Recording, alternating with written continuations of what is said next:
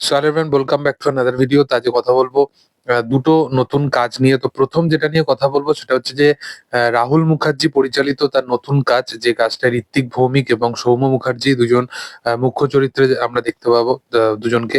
এবং মূলত ভাবে 2026 সালে শুধুমাত্র ঋত্বিক ভৌমিক বা সৌম্য মুখার্জি নয়, বাংলায় কিন্তু যে সমস্ত অ্যাক্টররা যারা বাংলা সিরিয়াল থেকে শুরু করে যারা মানে একটা টাইমে টিভি সিরিয়ালে অনেকদিন ধরে কাজ করে এসছে, যারা ইন্ডাস্ট্রিতে অনেক দিন ধরে নিজের একটা জায়গা করতে চাইছে, তাদেরকে মানে হিরো হিসাবে অ্যাজ এ মানে মানে লিড হিসাবে তাদেরকে যে প্রেজেন্ট করা হচ্ছে সেটা দেখে ভালো লাগছে। ইভেন ঋত্বিক ভৌমিক তো দুর্দান্ত একজন পারফর্মারই, তো সে তো এই সিনেমার লিড অ্যাক্টর।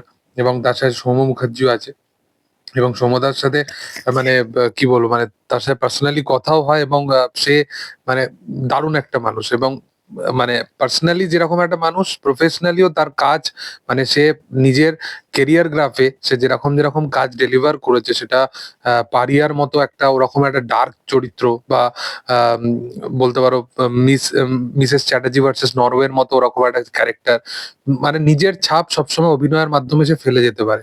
এবং এই মানে সিনেমাটাও এরকম একটা ইন্টারেস্টিং একটা কিছু হতে চলেছে। মানে ঋত্বিক ভৌমিককে এখানে লিড লাগলেও মানে সেই চরিত্রটার মধ্যেও একটা মানে কাইন্ড অফ একটা ছাপ সে অ্যাজ এ অভিনেতা হিসেবে ফেলে যাবে, এটা কিন্তু একদম ফর শিওর। এবং সিনেমার মধ্যে দুর্দান্ত গান থাকতে চলেছে, এবং লাভ ট্রায়াঙ্গেল বেসিসে ওপর ছবি আমাদের বাংলায় তো সচরাচর হয় না বললেই চলে। এবং রাহুল মুখার্জি মানে তার পরিচালনায় একটা দুর্দান্ত জিনিস আমার যেটা লাগে সেটা হচ্ছে ক্রিয়েটিভলি তার মানে পুরো থ্রু আউট সিনেমার মধ্যে একটা ক্রিয়েটিভ ব্যাপার থাকে।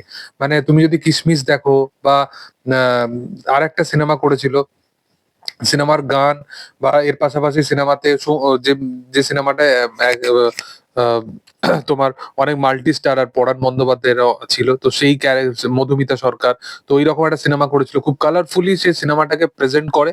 এবং তার ভিজুয়াল দুর্দান্ত, এই কারণেই বলছি সে খুব কালারফুলি প্রেজেন্ট করে। এবং এর পাশাপাশি সিনেমার গান দুর্দান্ত হয়।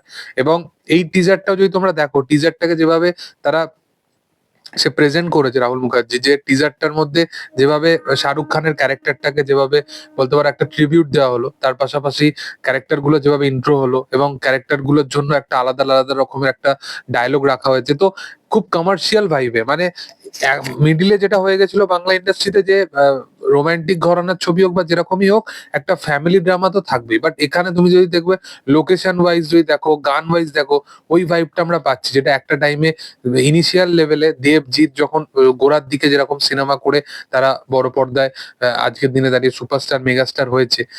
মানে একটা অ্যাকশনও থাকবে, একটা ইন্টেন্স মানে কাইন্ড অফ সিন থাকবে, তো সেই ব্যাপারগুলো এই সিনেমার মধ্যে থাকতে চলেছে। এর সাথে সাথে আরেকটা যেটা নতুন কাজ নিয়ে কথা বলবো সেটা হচ্ছে বর্ডার 2 এর সন্দেশে আতে হে 2.0 রিলিজ করেছে আজকে অডিওটা। এবং মানে এটা এমন একটা অডিও না যেটা মানে রিলিজ করেছে তারা, এবং এই সিনেমাটার পার্টিকুলারলি ভিডিও, মানে এই গানটার ভিডিওর থেকে লোক অডিওটার জন্যই বেশি ওয়েট করেছিল। চারটে এমন এমন সিঙ্গার, যার মধ্যে সোনু নিগম, রূপকুমার রাথোর তো আছেই, এবং তার সাথে সাথে আরো তিনজন, অরিজিৎ সিং, বিশাল মিশ্রা এবং দিলজিৎ দোসাঞ্জ। মানে প্রত্যেকজনই আমার খুব পছন্দের সিঙ্গার, এবং তাদেরকে দিয়ে গানটা গাওয়ানো হয়েছে।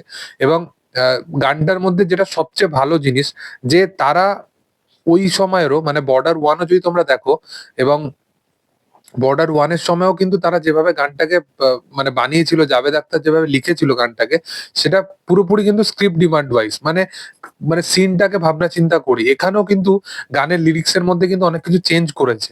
মানে তোমরা যদি দেখো অরিজিনাল গানটা এবং এই গানটার মধ্যে অনেক কিছু চেঞ্জেস আনা হয়েছে। এর পাশাপাশি মানে অরিজিৎ সিং কে যে যে জায়গাটা মানাবে, বা বিশাল মিশ্রাকে যে জায়গাটা মানাবে, সেই জিনিসগুলো কিন্তু পুরো থ্রু আউট গানের মধ্যে আছে। বাট গানের যে মেন যে মানে যে জায়গাটা মানে সবচেয়ে বেশি পছন্দের, যে গুজারনে বালি হাওয়া তু বাতা, ওই জায়গাটা যেখানে জন্য মানে যেটার জন্য সোনু নিগমের গান এত দুর্দান্ত লাগে, তো ওই ওই পোর্শনটা সোনু নিগমকে দিয়েই গাওয়ানো হয়েছে। মানে ওই জায়গাটা নিয়ে কোনো ছেড়খানি করা হয়নি।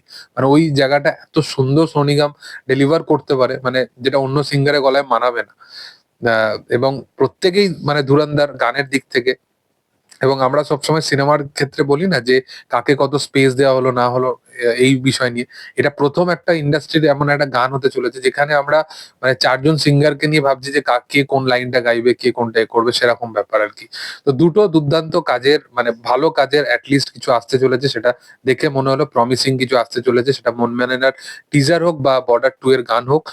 তোমাদের কি বক্তব্য অবশ্যই সেটা কমেন্ট সেকশনে জানাতে পারো। ভিডিও ভালো লাগলে অবশ্যই তোমরা লাইক, শেয়ার, সাবস্ক্রাইব করে দিও এবং পাশে থাকা বেল আইকনটা অবশ্যই প্রেস করে দিও। Thank you all. বাই।